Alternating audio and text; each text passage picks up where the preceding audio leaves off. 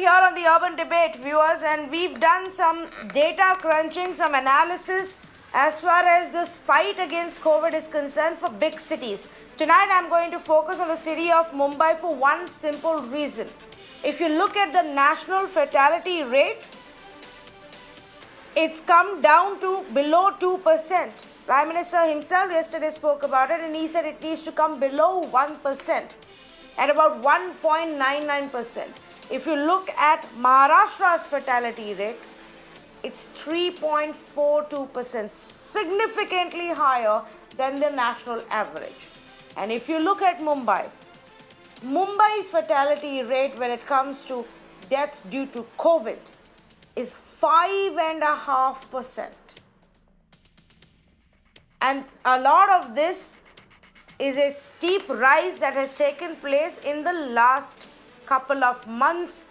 Some people say, others say it is in the initial days because the health infrastructure was not ready and we responded late and there was a higher number of deaths that took place. We need to find out what's going on. In fact, Mumbai's civic body has also woken up to this and they are now trying to find out what's going wrong. Oddly though, they have begun their investigation with the private hospitals where only 20 or 23% of the deaths take place. The larger percentage, about 77% of the deaths in this city are the cases that go to the civic hospitals, the government hospitals. But the civic body has decided first they will start with the private hospitals and look at what's going wrong. Is it lifestyle issues? The people in the city of Mumbai, because of the way they live, what they eat and the lifestyle they follow, are somehow more prone to other health diseases and are finding it difficult to fight COVID? Is it because 40% of the population here has diabetes and hypertension? Or is it lack of medical health infrastructure that has led to a higher number of deaths in the city? We need to know. Should we be concerned about the impact it may have on you or me or any other person living here in Mumbai? Let's go across to our panelists who are joining us right now to help us understand this better. Dr. Rahul Pandit, Director for Critical Care at Fortis Hospital here in Mumbai, member of the COVID-19 Task Force in Maharashtra. Samir Dalwai, Dr. Samir Dalwai, NCP spokesperson and developmental pediatrician, and Dr. Srivastav, Director for Infectious Diseases at Jaslok Hospital, also a member of the COVID Task Force in Maharashtra. Dr. Srivastav, let's begin with you. What is your own understanding of the statistics that we are looking at right now? And in the past as well, we've raised it often that the number of people who die due to COVID in Mumbai is much higher than other places. Why is that? So, hello Tanvi, thank you for having me on the show. Why is that? Well, there's not a single straightforward explanation for that kind of a question. It's a combination of factors. In some parts, when we are looking at the figures that come onto the COVID task force, in some parts there is a delay in getting to a proper center. We are also seeing that there are smaller centers that are not probably capable of handling this kind of an emergency, and that there is a delay in referring such patients onto a bigger center, a tertiary care center.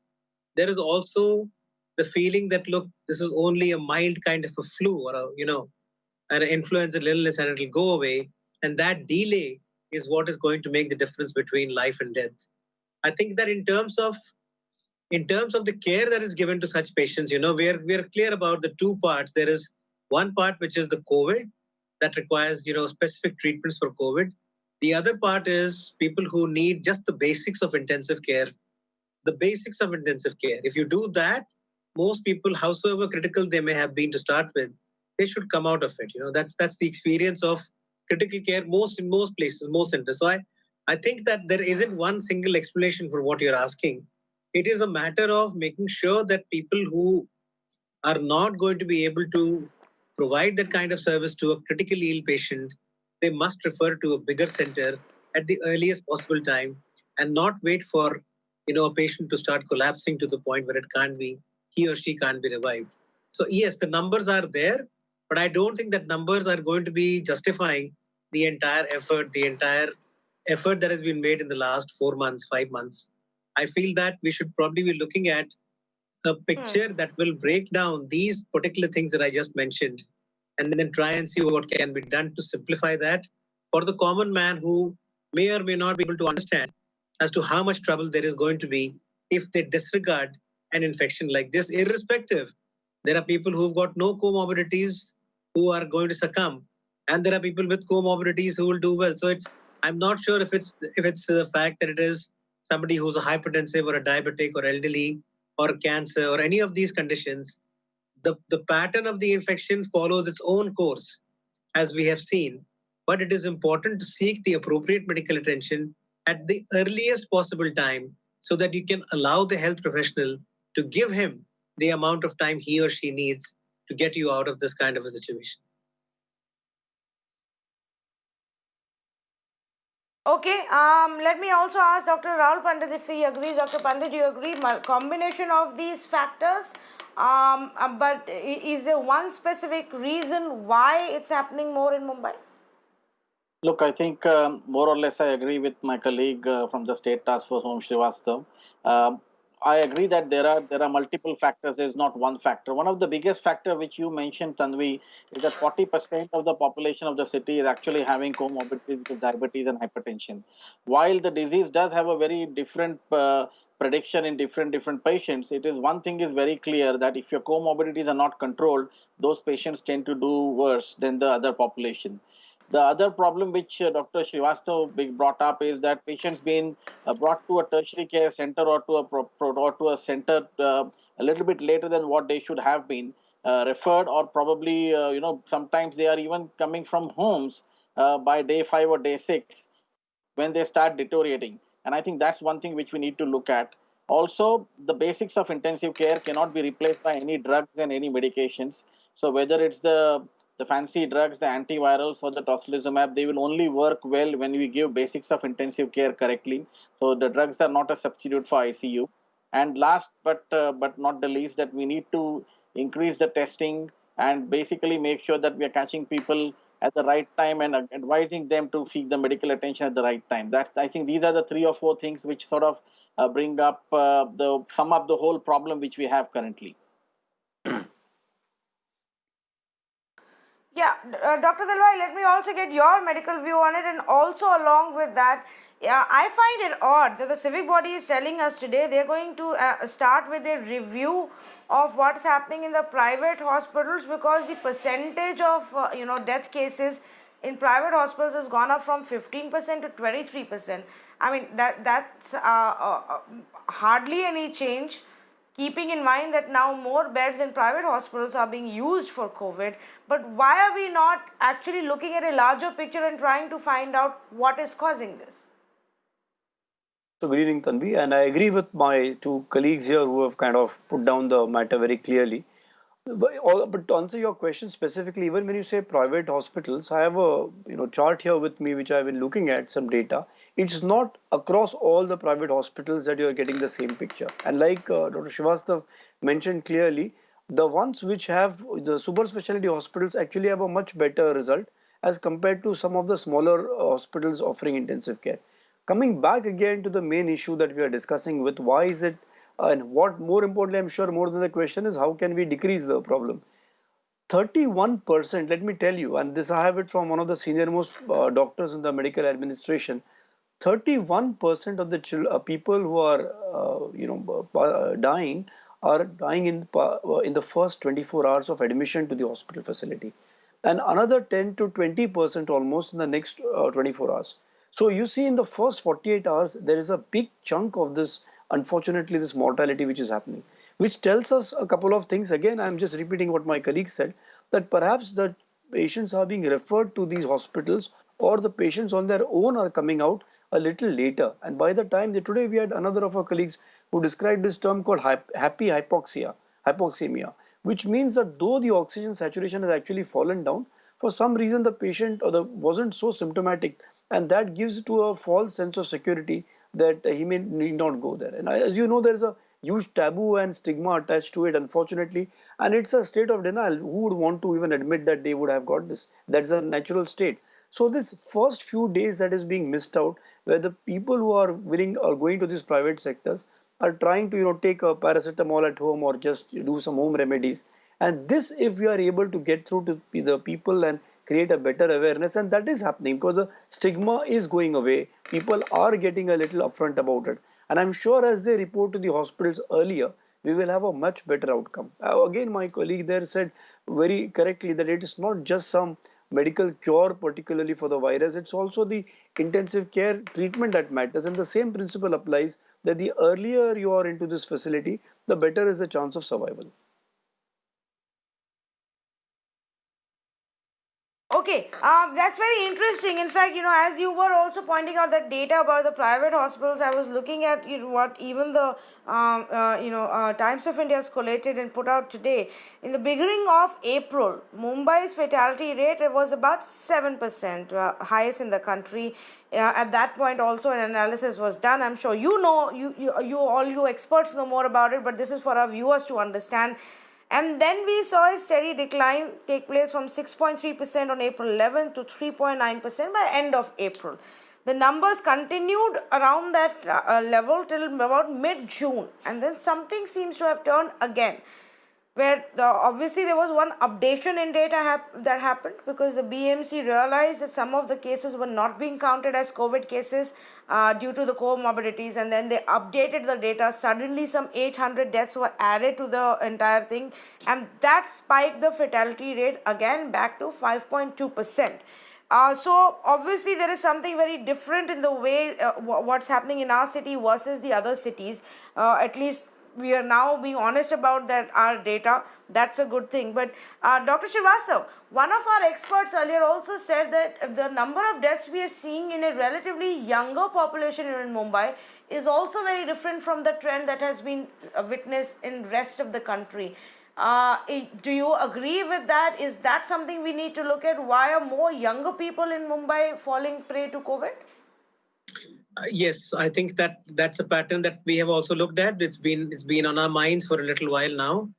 As to why that is happening, look, there is again, I don't think there is a single straightforward explanation. Most times, you would think that the people who are in that age group are probably migrant workers or laborers or people who've got movement from the satellite towns of Mumbai coming into mainstream Mumbai. That is one. The other thing is that being in that age group, you're probably, I suppose, all of us were when we were in our 20s, we probably feel invincible that no, nothing is going to happen. Absolutely. And that's a mindset. I don't think you can shake that. You can't change that simply because you've got something like COVID in your lives. I don't think there is a straightforward explanation for what you're asking, but I do feel that there is a pattern. Now, the thing about this kind of a pattern is that you may not always find an answer immediately, but if you keep looking, you'll probably get a clearer idea as to how these things are going to pan out over the next maybe month, maybe 2 months, maybe 3 months.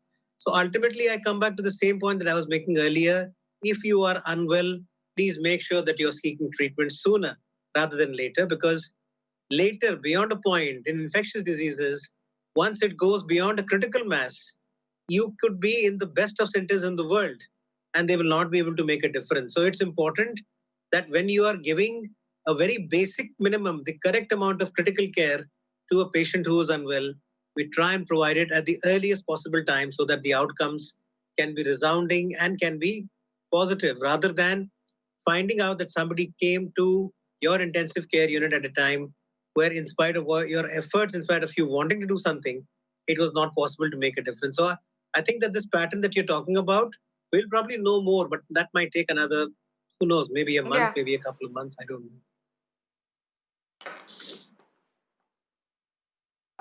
Would you want to add to this, Samir Dalwai, on this pattern that we are witnessing in Mumbai and what possibly could be the reasons behind it? So, if you permit me, Ms. Tanvi, what Dr. Srivastav said just now, absolutely, there are 6,890 deaths that we have recorded, and beyond above 50 years, 5,693 of those. So, a huge, obviously, majority is above 50. But like Doctor said right now, there is a younger population which is also, and we are still into a phase where technically we are still learning more about the virus and what it can do. But again, I completely go with what Dr. Srivastav said, that this kind of invincibility or this denial that we have कि मेरे साथ भी कुछ हो सकता है, But I think fortunately that's getting better. You talk to people and you realize people are seeing, okay, so I mean, you have to move on with it. And if you have something, you better go to a doctor who can directly get you tested and move further ahead with it. I think we have to encourage people to get over this fear and this denial and approach for treatment earlier.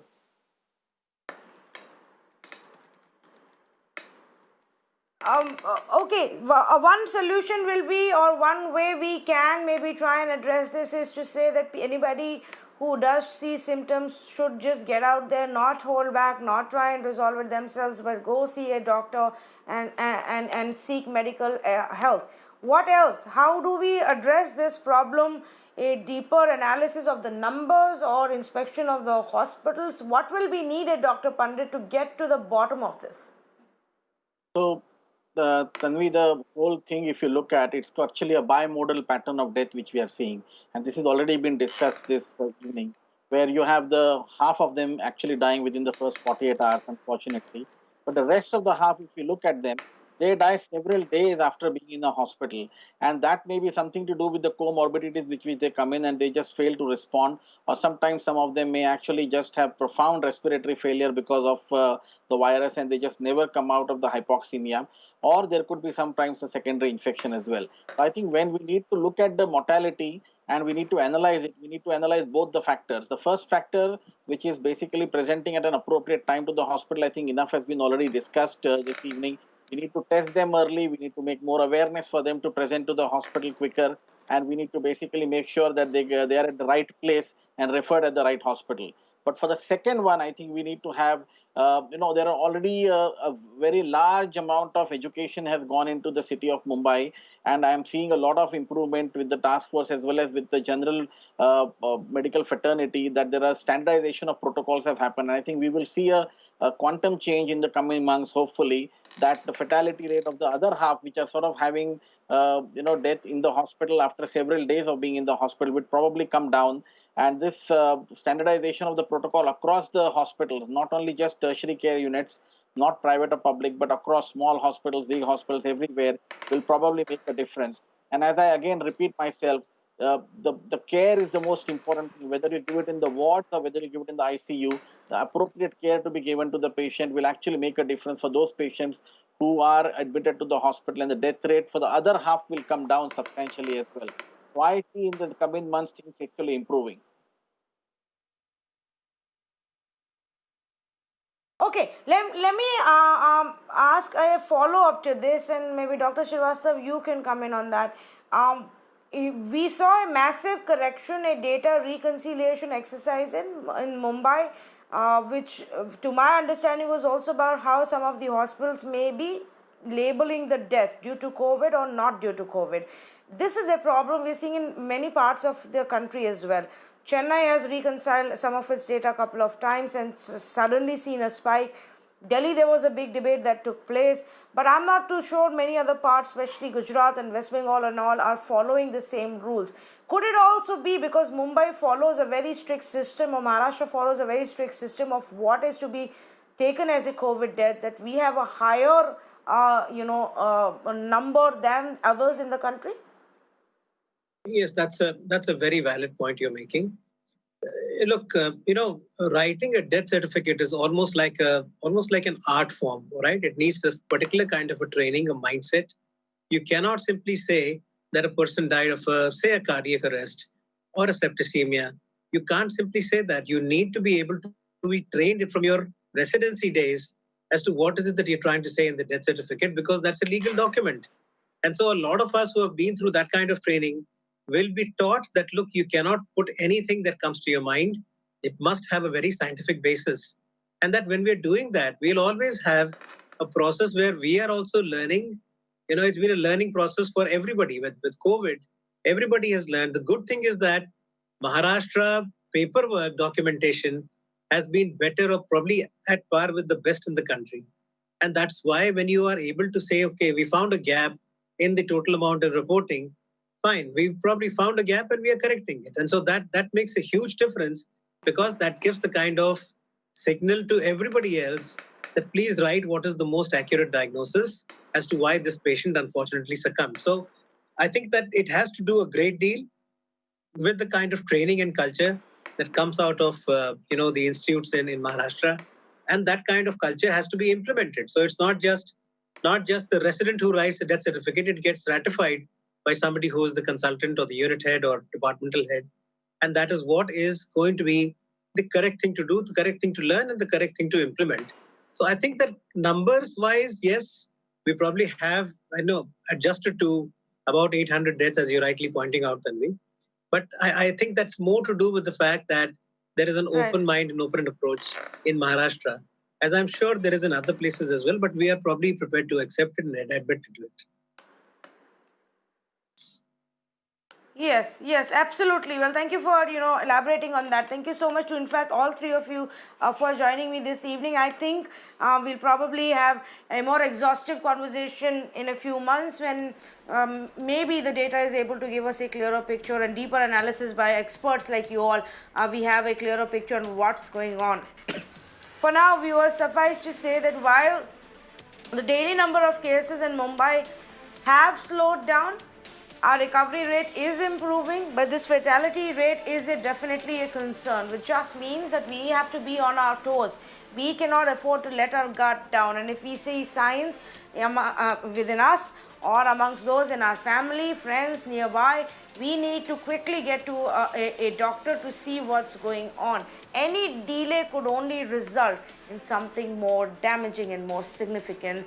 Mumbai's fatality rate is twice that of national average. Some of the reasons why that may be, you heard from our panelists. Perhaps a deeper investigation is also required. Thank you so much for joining me on this conversation. Lots more on the other side here on the Urban Debate. Stay with me.